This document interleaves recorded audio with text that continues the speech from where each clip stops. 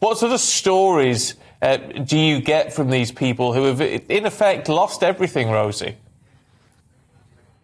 Yeah, it's utterly heartbreaking at times. Earlier I was speaking to a 19-year-old Ukrainian student who was trying to flee to Belarus. There's not a humanitarian corridor on that route. And as she was trying to make the journey, her driver was shot and killed. I've been speaking to her family this morning, and then, of course, they lost everything. They don't have their luggage.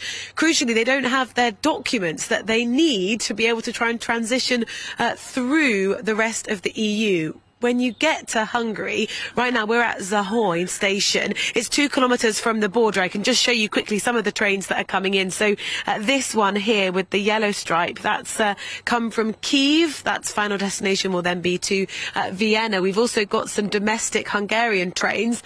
And this little red one here is a train that just goes the very short distance over the border to Ukraine into a town called Chop. People coming off these trains, arriving at this station, many of them who are arriving now, the people who came a few weeks ago, they had connections, maybe they had family, they knew where they were going. People here are speaking to volunteers inside to get advice. Where should I go? Lots of people trying to go to countries like Germany, Spain. The student that I spoke to earlier, Elena, they're trying to get to Berlin. People are coming with what they can carry, which is very limited. There are some British volunteers here who are waiting for this train to come in from Ukraine that was supposed to arrive. It's about 50 minutes late. Thank you very much. It's David and Neil, I think. Just explain, you've driven from Bristol with a whole load of toys. Why have you done that? We've come with 3,000 teddy bears, as well as some children's clothing and important aid for the children, because the big aid agencies are doing really good work on the ground with the big stuff. We thought, as the little people, we can do something extra for the little people.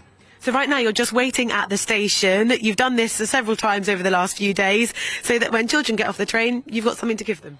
That's right, just a little something just to maybe bring them a little bit of happiness, something to cuddle really on their journey on to where they're going. Yeah, some people, as I just mentioned, have lost their luggage even on the journey. What kind of stories, what kind of children have you met? All sorts, from the very young, even some of the teenage boys. It's quite surprising. Back home it wouldn't be cool to have a teddy bear, but some of the teenage boys actually have been the most keen to receive something just to hug and replace that, perhaps that lost family member. We even had a cat in a cat basket. The teddy bear calmed the cat down, and an old lady, probably in her 80s, she was really distressed, and just the teddy bear, and her face lit up like a little girl again. So it is really, really heartbreaking.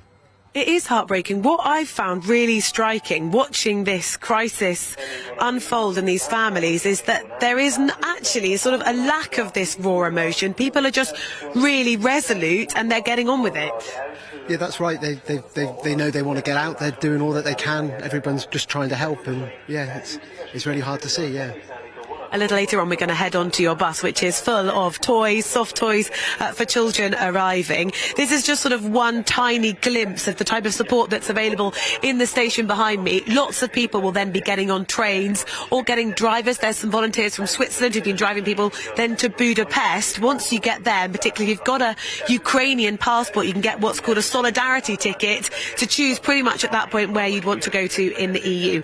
This station really is a place of sort of waiting and anticipation right now for that train that we are expecting to come in from Ukraine, and it really is sort of, there's these swells of suddenly huge numbers of people who need help and immediate support, food, accommodation, transport offers, and then you get moments like this sort of eerie calm, waiting for the next train to come in for the next group of people who desperately need some help.